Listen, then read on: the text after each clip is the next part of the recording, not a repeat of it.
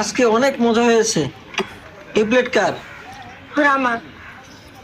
তুমি বসে রয়েছো কেন? খাও, সামনে আসো। আজকে পাঙ্গাস মাছ দিয়েছে তো ভাত খাবো না। পাঙ্গাস মাছ তো খুব মজার মাছ, খাবা না কেন? আমার মায়ের খানা আমিও খাই না। এটা কোনো কথা? তোমার আম্মু খানা কি কারণে তুমি কি জানো? এটা তো জানো না। পাঙ্গাস মাছ খুব মজা।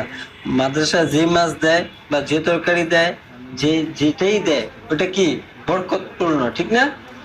বরকত আছে এটার মধ্যে, খেয়ে নাও। আজকে তুমি ডাবল মাছ খাবে, যে এটাও তোমার, ঠিক আছে? জি। আমারটাও তুমি খাও, কারণ তুমি আজকে বেশি খাইলে তোমার একটা অভ্যাস হবে, ঠিক আছে? দেখবা সামনে থেকে আর পাঙ্গাস মাছ খুব মজা লাগবে। তাড়াতাড়ি। অনেক সময় বাচ্চারা খেতে চায় না, জোর করলে তারা আরো বিরক্ত হয়।